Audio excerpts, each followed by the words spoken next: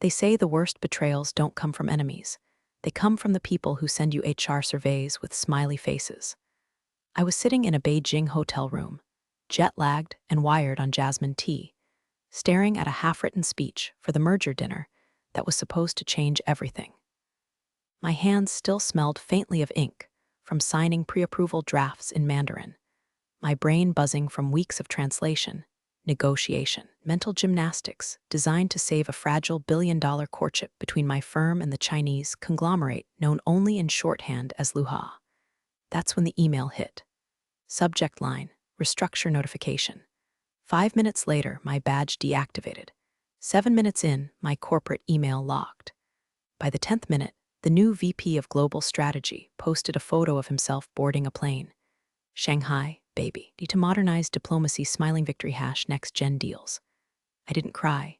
I just closed the laptop slowly, like folding a flag after a funeral. See, I wasn't just the translator. I was the trust. The handshakes that lingered the perfect amount of seconds. The way I poured beijiu without topping the glass. The way I accepted business cards with both hands. I knew which gift wrappings implied respect, and which meant, here's a bribe, don't arrest me. Could recite Confucian proverbs well enough to make grown CEOs nod like monks. I wasn't a diplomat. I was the thread holding the damn suit together. And now I was fired. Not even with a phone call. They booted me 2 days before the signing dinner because some PowerPoint prodigy with a Wall Street jawline and a TikTok addiction promised disruption through relatability. I wish I were making this up. But if you're still here listening, me one small favor. 95% of you hear these stories and never subscribe. I'm trying to hit my first 10,000. If you're enjoying this unholy circus of corporate betrayal, just tap that button. It helps way more than you think. Anyway, back to the implosion. I flew home in silence. Economy seat. Middle row.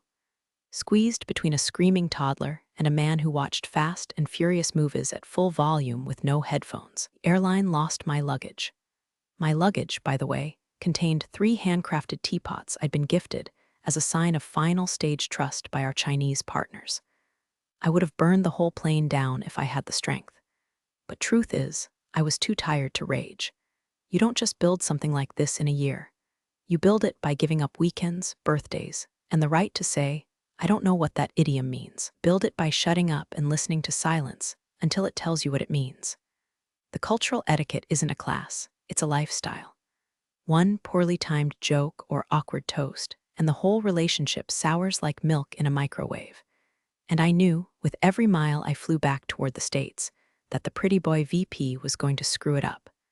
Not because he was evil, because he didn't know what he didn't know, because he thought learning Mandarin meant ordering dumplings at Din Tai Fung, because he once called Guangxi just corporate networking with chopsticks. But still, I hoped. Maybe he'd skate by.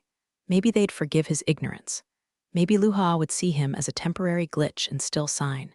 But hope, as they say, is the cruelest form of professionalism. Back at headquarters, my desk was already cleared. Hadn't even saved the potted bamboo I kept alive through 3 CFO turnovers. Nobody made eye contact. Not legal, not marketing, not even Sarah from compliance. And she once cried on my shoulder when she thought her dog had depression. HR sent me a glossy manila envelope labeled separation package, which felt less like a job ending and more like I'd been divorced by a ghost. The CEO didn't call. The board didn't call. My Slack access was gone like it had never existed. All those "can you just jump on a quick call" pings I'd answered at midnight, now replaced with static. But the silence from them, that was familiar, expected. It was the silence from Luha that made my blood run cold. It happened at 6:42 a.m. Beijing time, 2 days before the ceremony that was supposed to seal our merger with Luha like lacquer on an antique scroll. I was brushing lint off my blazer, prepping for breakfast meeting with their COO, when my phone buzzed. The subject line didn't even try to pretend. Termination of assignment. Inside, a 3-paragraph Word document so dry it could have been printed on sandpaper. HR jargon stacked like bricks. Cost-cutting initiative, role consolidation, resource optimization. You'd think I was a printer cartridge, not a human being who'd spent 6 years building this damn bridge between East and West. No call, no warning. Not even a real signature at the bottom, just regards, HRBP, like some faceless oracle cast me out of Olympus. I stared at that screen for 5 full minutes, half waiting for correction. Some oops, wrong attachment follow-up. Instead, I got a Teams notification. Effective immediately, you have been removed from China project channels. Breakfast with Luha COO turned into an apology I didn't have the Mandarin words for. I bowed lower than necessary. Explained that something internal has shifted, that a new leader would be introduced soon. I couldn't even name him yet, just that he was a strategic appointment from headquarters. He nodded politely, but I saw it in his eyes, confusion, then concern. Then the kind of polite disgust reserved for people who bring ketchup to a tea ceremony. Next morning, I was booked on the earliest commercial flight back. Economy, no refund on the seat upgrades I'd paid for myself. The company didn't even offer to cover the checked bag. Not that I needed it, my reputation didn't take up much space anymore. I stood in the hotel lobby waiting for the cab, watching my own reflection in the gold-plated elevator doors. My name badge still read, Senior Cross-Cultural Liaison, Global Expansion Division. I peeled it off, folded it, tossed it into the trash next to an empty Starbucks cup and what looked like a shredded NDA. Outside, the sky was Beijing gray, smoggy, disoriented. The kind of sky that doesn't end, just settles on you. As I waited, my phone dinged again. This time it was LinkedIn. Bradley J., VP, Global Strategy Millennial Leadership Digital Diplomacy, honored to lead the final leg of our China expansion. Excited to bring next-gen energy to this historic partnership. Let's get global, y'all. Globe Fire Victory #Bridge Builder #Cultural Connect. His post had 232 likes, 14 fire emojis, and one comment from our CEO. Proud of you, Brad. Make us shine. Brad, I swear to God. He looked like the inside of WeWork, beige blazer, sockless loafers, jawline like a Pixar dad. He'd interned at Bain for a summer, spent 6 months teaching English in Thailand. And now, suddenly, he was the face of our relationship with a multi-billion-dollar Chinese entity, whose entire leadership structure ran on a matrix of hierarchy, age deference, and 5,000 years of coded subtlety. And we sent them Brad, with his podcast mic and novelty mugs. By the time I boarded, I wasn't even angry. I was weightless, like someone had unscrewed my career from the wall and left the drywall dust floating. They didn't just fire me. They pulled me out of the engine mid-flight and tossed in a paperweight wearing a name tag. I thought, maybe they'll survive this. Maybe they know something I don't. Maybe Brad will surprise me. But that hope, it evaporated halfway over the Pacific, somewhere between the in-flight chicken teriyaki and an empty customs form I couldn't bring myself to fill out. I landed at LAX in the middle of a blistering afternoon, the kind where the heat rises off the pavement like ghosts of better decisions. The customs officer didn't even look up. Stamped my passport like I was returning from a vacation, not a public execution.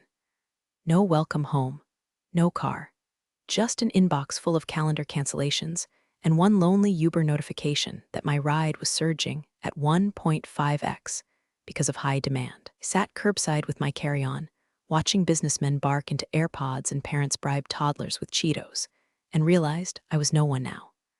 Back in my apartment, my keycard for the company portal blinked red. My email was a tomb.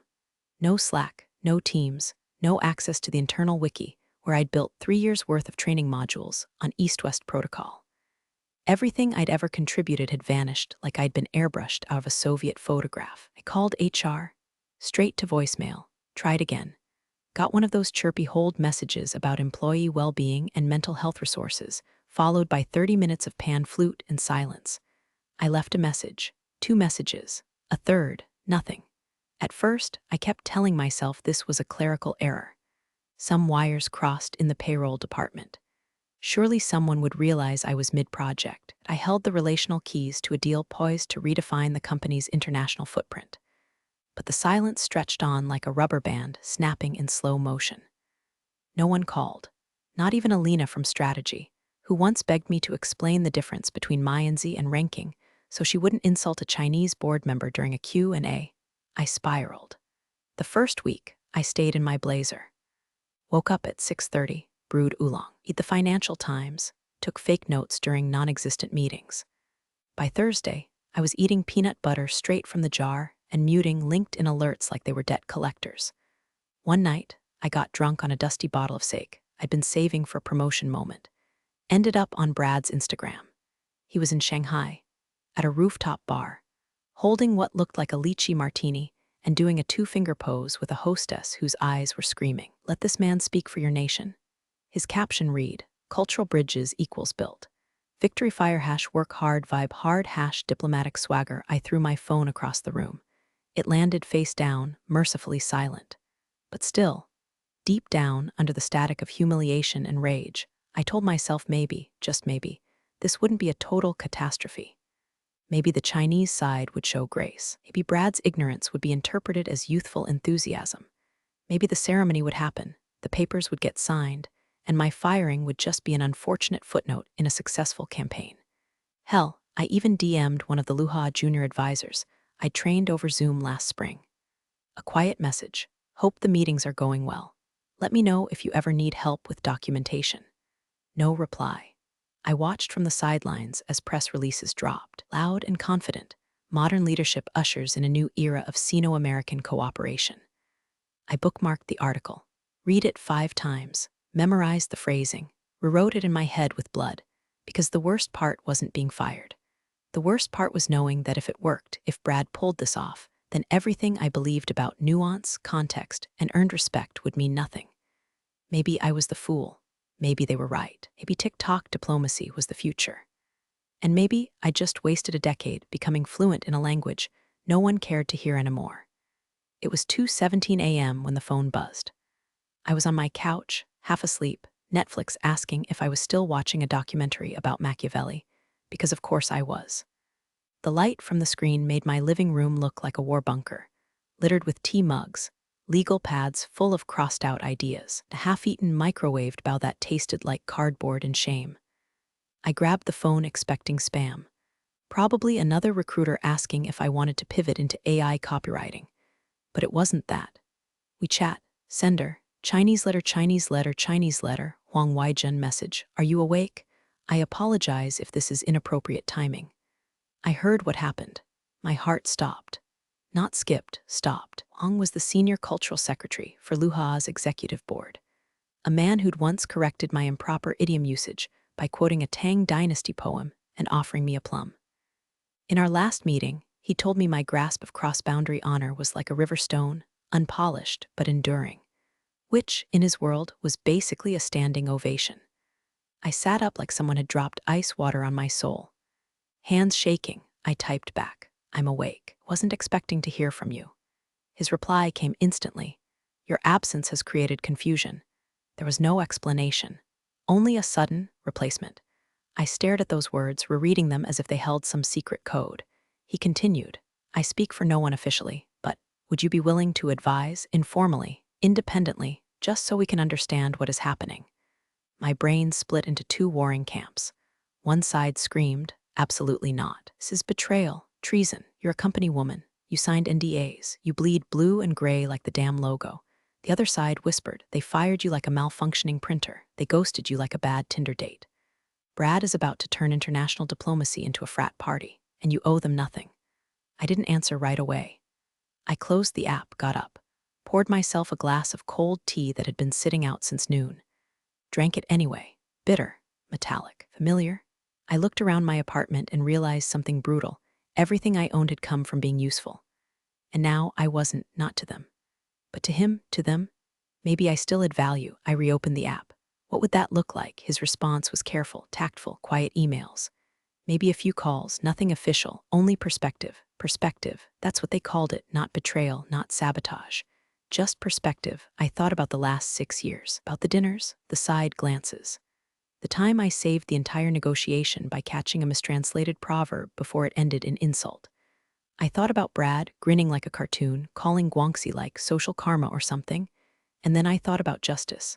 Not the loud kind, not the Hollywood gavel-banging kind. The quiet kind. The kind that moves through silence, through precision, through patience. So I typed, "Yes, I'm available." And I sat there, long after the message was marked read, in the dead hush of 3 a.m., feeling something I hadn't felt in weeks. Not hope. Leverage. I started small. A single email, neutral tone, no attachments, nothing traceable. Brad tends to rely on unscripted metaphors. If he says we want to shoot for the moon, it's not literal, just enthusiastic. Please don't interpret that as a space program proposal. Waijen responded with a folded hands emoji and the polite, very helpful as always. And so it began. I became a ghost in the deal I was supposed to lead. Not a saboteur, not a hero, just a shadow whispering context to the side that still cared to listen. Every day I monitored LinkedIn like a hawk with trust issues. Brad was everywhere. Press conferences, lunch selfies, blurry, we chat screenshots with the caption team, vibes fire. The company's PR team gushed about his refreshing, relatable tone and next-gen communication style. At one point, he referred to Luha's leadership as the Avengers of Asian finance. I sent Waijun another note. The Avengers comment is not intended to equate your board with cartoon superheroes. In American idiom, it implies strength, teamwork, legacy. But perhaps avoid repeating it in your own materials. They thanked me with the kind of restraint usually reserved for hostage negotiations. Internally, cracks were beginning to show. Not publicly, not yet. But I still had contacts, low-level staffers, former interns who owed me favors, consultants who hated Brad's guts. One of them forwarded me a briefing deck Brad had used for a town hall in Shanghai. Slide 3 featured a GIF, of Keanu Reeves saying you're breathtaking, in Comic Sans. Luha's CFO reportedly left the room. Other contact told me Brad had tried to open dialogue with the Chinese team by sharing a meme about that feel when you finally merge. It featured SpongeBob in a mouse suit. I wish I were exaggerating. Meanwhile, the board back home was drunk on optimism. In one leaked meeting transcript, the CEO said, "Brad is the future. He makes them feel young again. We're not selling tradition, we're selling disruption." Disruption. My God, they loved that word. Used it like cologne. Sprayed it on every decision until it reeked of ignorance. I wanted to scream. Instead, I typed, "If Mr. Bradley uses terms like crushing it or killing the game, please understand, they are not references to violence. These are performance-related metaphors in startup vernacular." Waijun's response was slower this time. "We are attempting to stay open-minded." The polite diplomatic equivalent of, "You're watching this man juggle chainsaws and pretending it's art." The deeper I got, the more I realized how bad it was. Not just awkward bad, unrecoverable. Brad's entire philosophy hinged on the idea that if he smiled hard enough, no one would notice he didn't speak the language, literal or figurative. But what scared me more was that the board didn't notice either. Or worse, they didn't care. They thought they were innovating. They were liberating the process from dated formalities. They didn't see the muttered translations behind the scenes, the strained expressions, the quiet withdrawal from key conversations. But I saw it in the emails, in the phrasing, in the way Waijun's updates went from interesting meeting today to we are pausing communication for now. I kept sending insights, soft suggestions, tips on when to bow, what teas to serve, how to time a toast. All the things that built trust, not with fireworks, but with gravity. And each time I reminded myself, this isn't revenge, this is rescue. But some nights I'd lie awake with my laptop burning a hole in my thighs, wondering if they hadn't fired me. Would the deal already be done? Would we be celebrating instead of damage controlling? And the most damning thought of all, did they ever really believe I mattered? Because if they did, why was I coaching a billion-dollar partnership from the sidelines like some unpaid spiritual advisor, while Brad played dress-up in the halls of diplomacy? The ceremonial dinner was always the fulcrum. Not a celebration, not yet, but a rite, a test, a symbolic acknowledgement that both sides were ready to merge not just in contract, but in spirit. It was delicate, sacred, and deeply choreographed. Every seating arrangement a message, every toast a negotiation in glass and silence, and Brad was hosting it. I wasn't invited, of course. I wasn't even mentioned in the internal threads anymore. But someone remembered. A junior liaison on the Luha side, May, who had once coached through a horrific English language press Q and a back in 21, sent me a single message. "He's here, it's starting." I didn't reply. Just poured tea, sat on my couch, and watched the clock. At 8:13 p.m. Shanghai time, I got the first update. He brought his own DJ for ambience. At 8:19, he opened with a story about burning incense in Chelum and manifesting global harmony. At 8:26, he just made a joke about chopsticks being nature's fork. I didn't breathe for a full minute, and then came the photo. It hit my inbox like a grenade, sent without comment. A group shot of Brad and the Luha delegation, standing in front of a lotus-shaped centerpiece. Everyone stiff as granite. Brad, front and center, flashing a wide grin and throwing up the two-finger peace out sign, palm inward. In the US, it's a fratty, harmless gesture. In China, pointed palm inward, that's the equivalent of flipping someone the bird at a funeral. It implies disdain, condescension, dominance. I covered my mouth like I'd just seen a live execution. I sent a single message to May. Did anyone explain the meaning of that gesture to him? She replied 22 minutes later, we're ending the dinner early. And then, nothing. No photos, no updates, no quiet emoji-laced requests for cultural clarification. Silence, complete. The kind of silence that hums in your ears and makes your skin feel too tight. I checked Luha's site. The merger announcement had been pulled from the press schedule. I checked internal company channels. Brad's recap was full of empty enthusiasm, meaningful connections, powerful synergies, energizing the next wave of diplomacy. But I knew better. That was the language of someone trying to outrun a car crash. By morning, the Chinese side had canceled the next 2 meetings. No explanation, just schedule conflicts. Internally, the panic started trickling in. A vague update from risk management about potential compliance delays, legal muttering about overseas data friction. Someone floated the term georegulatory tension, which is corporate for we ed up but can't admit it yet. Brad, still posting, still posing, still hashtagging the diplomatic ruins. The board scrambled for meaning, like pigeons chasing breadcrumbs on a freeway. The working theory? We're experiencing temporary turbulence due to cybersecurity inconsistencies. One executive even suggested Luha had become skittish because of international espionage allegations tied to another tech firm entirely. They were writing fanfiction at this point. Anything to avoid the real headline. White guy with no cultural literacy offends century-old conglomerate, murders billion-dollar deal. I wanted to shout it from the rooftops. I wanted to tape the damn group photo to the boardroom door with a sticky note that said, "Is your disruptive diplomacy?" But I didn't. I just sat in my apartment, phone face down, tea gone cold, knowing that my silence was louder than anything I could ever say. The press release came in like a funeral bell, short, clinical, and cold as ice down the spine. Luha conglomerate withdraws from strategic partnership discussions effective immediately. No quote from their board. No thank you for the months of fruitful dialogue. Just a swift, surgical severing. I stared at the words on my screen, rereading them until the letters looked like bones. Then I did something I hadn't done since the firing. I smiled, not a gloating smile, not some villainous grin with thunder clapping behind me. It was the smile of a woman who'd screamed into a void for 6 years, only to have the void finally whisper back, "You were right." The stock drop started slow. A few points at open. But by noon, it was a cliff dive. Institutional investors started pulling out. Quietly at first, then all at once like rats off a burning yacht. Headlines spun up like locusts, merger talks collapse amid confusion, CEO silent on Shanghai incident, investors question strategy shift, and Brad was nowhere to be found. His socials went dark, no more finger hearts, no more rooftop grins, just static. Meanwhile, my inbox pulsed like a crime scene. Haijun sent a simple note, "We regret the outcome, but we appreciate your honesty throughout." It felt like a farewell or maybe a bow. Back at HQ, they were bleeding in the halls and pretending it was performance art. Legal issued no comment. Marketing blamed external regulatory turbulence. HR, hilariously, sent out a staff-wide email titled Navigating Change, Staying Resilient in Uncertain Times. I read that one twice just for the comedy, and I opened a folder I'd kept buried in a private drive for months.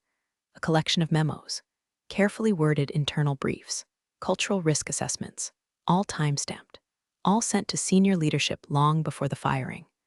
One subject line read, "Urgent, avoidance of Western gestures during key diplomatic engagements." Another, "Symbolism sensitivity for Chinese ceremonial settings, critical risk factors." I had emailed that last one 4 times. No one replied, so I replied now. Just not through email. A trusted contact at Business Dispatch owed me. Years ago, I had covered for him when his anonymous source turned out to be his ex-wife's cousin. I sent the docs, told him to redact what he needed but leave the intent. He didn't ask questions. 2 days later, it dropped. How a TikTok executive killed a billion-dollar deal, cultural blind spots, ignored warnings, and the emoji diplomacy era. Peace was merciless. It quoted anonymous insiders. mentioned an unnamed senior liaison who had warned leadership about gesture protocols and cultural fatigue. It even referenced the group photo, blurred but unmistakable. And in the middle of it all was Brad's legacy, laid out like a broken kite tangled in telephone wires. His branding strategy, his dismissals of formality. His late-night post captioned "New Era, no bowing required." Article went viral. LinkedIn turned into a digital bonfire. Every other post was a think piece. Are Western firms ready for real cultural literacy? Why knowing Mandarin isn't enough, stop hiring charisma over competence, the board scrambled. Held emergency meetings. One director even tried to float the narrative that Luha had never been serious. That the deal was always fragile. That maybe it was sabotage, industrial espionage, he suggested, clearly confusing his job with a Tom Clancy novel. But it was too late. The internet smelled blood, and unlike boardrooms, it never forgets. And me? I sat in my apartment, barefoot, watching the company that erased me now drown in a flood of its own arrogance. And I thought, funny how quiet justice sounds when it finally arrives. It started with a withheld number. I almost didn't answer. I was halfway through a jasmine steam facial and listening to a podcast about revenge in classical literature. Fitting, but curiosity is a hell of a drug. Hello. There was a pause, then the sound of someone trying to soften their voice into humility. Hey, it's Rick, the CEO. The man who once told me I was the glue of the international team, right before ghosting me like I'd left a flaming bag of dog shit on the boardroom floor. I said nothing, just let the silence stretch until it became uncomfortable, then disrespectful, then surgical. He cleared his throat. I saw the article. Still, I said nothing. I wanted him to earn the noise. I think, look, there were missteps. Brad's approach, maybe we moved too fast, got too casual. And now with Luha walking and the press, Jesus, the press, it's a mess. The board's shaken. I've got shareholders breathing down my neck and Brad's not taking calls. He paused, waiting for sympathy that wouldn't come. So, we were wondering if you'd be willing to. Maybe consult, even part-time. Just long enough to stabilize comms with the East. Just to get your perspective. My laugh came out like a cough. Dry, sharp, surprise even to me. Rick, I said calmly, you fired me over email, mid-negotiation, no warning, and now you want my perspective? We made a mistake, he said quickly. You mattered more than we realized. That's on us. Mistakes cost, I said, and yours just posted a minus 12.4% close. He didn't speak for a moment. I could hear him breathing. He was still waiting for the redemption arc, still hoping I'd throw him a rope. Instead, I gave him a sentence he couldn't parse. Luha already offered me a seat at their table. Silence. Then, what? They offered a consulting role with their global expansion division. I accepted. You? What? That's conflict of interest, no, Rick. That's leverage. I hung up. 2 hours later, I received the official offer letter from Luha, elegantly formatted in bilingual print. I didn't ask about salary. I didn't need to. It came with a monthly stipend that outpaced my old annual bonus, plus a relocation package, should I choose to use it. They didn't want a mascot. They wanted memory. They wanted someone who could decode Americans just as easily as I once decoded them. Wanted someone who'd been inside the beast and walked out with clean hands and sharper eyes. I said yes, quietly. No posts, no fanfare. Just a private contract, a discreet VPN, and a new email address that ended in CN Global. Meanwhile, my old firm was drowning. The media storm had cracked something loose. Whistleblowers emerged like mushrooms after rain. Mid-level accountants, procurement managers, even an intern who'd once accidentally been CC'd on an expense report showing yacht rentals billed as cross-cultural research. The Department of Justice opened a preliminary probe. The SEC began looking into misrepresented international assets. And someone, definitely not me, definitely not via a disposable proton mail, had forwarded a tip suggesting certain lavish partner engagement gifts may have violated the Foreign Corrupt Practices Act. Phrase foreign bribery probe hit Bloomberg by Thursday. By Friday, the company's legal team issued a gag order on all internal emails referencing Shanghai, photo, gesture, or Brad. I read that part in a leaked screenshot and laughed so hard I spilled tea down my shirt. They had cut me loose, certain I was dead weight. Turns out I was the ballast. And now the ship was spinning without it. 6 weeks later, the wolves circled. Stock bottomed out after 3 consecutive earnings misses. Brad had resigned to pursue new opportunities, which was corporate for we airlocked him before investors asked for blood. The board tried to pivot, floating acquisition rumors as if they weren't begging behind closed doors for bailout in a tailored suit. Then Luha moved, quiet, precise, predatory in the most elegant way. They started buying shares through holding entities, a piece here, a chunk there, never loud, never flashy, just methodical, like they were tracing the outline of a throat with a scalpel. And when the firm was too weak to protest, when every other bidder was still calculating risk, Luha made their offer. It wasn't generous, it was merciful, a controlling interest, bought at a discount, approved in record time by a board that suddenly remembered how to nod. The news broke on a Wednesday morning. Luha acquires majority stake in U.S. strategic consultancy firm. Ill-finalized pending board realignment. I was already on a flight, business class. A private car met me at the airport.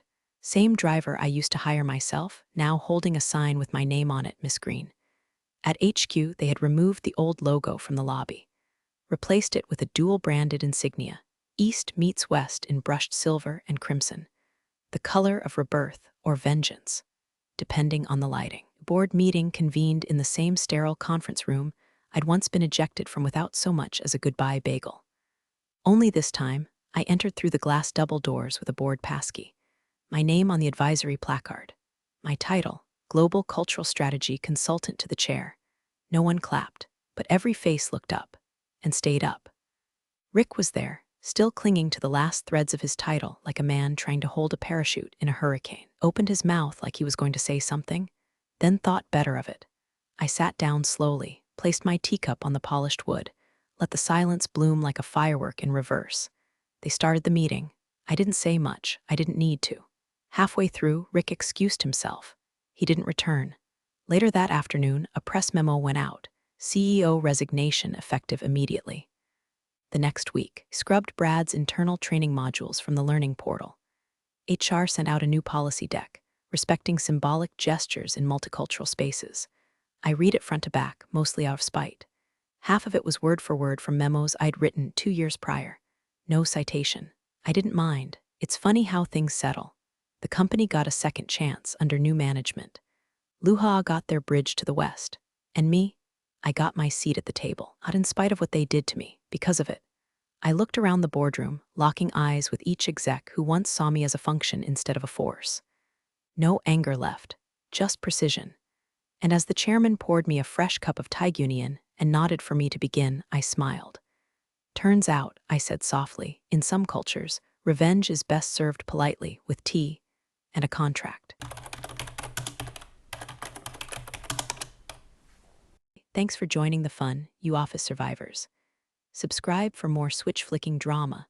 Let's make your former coworkers sweat.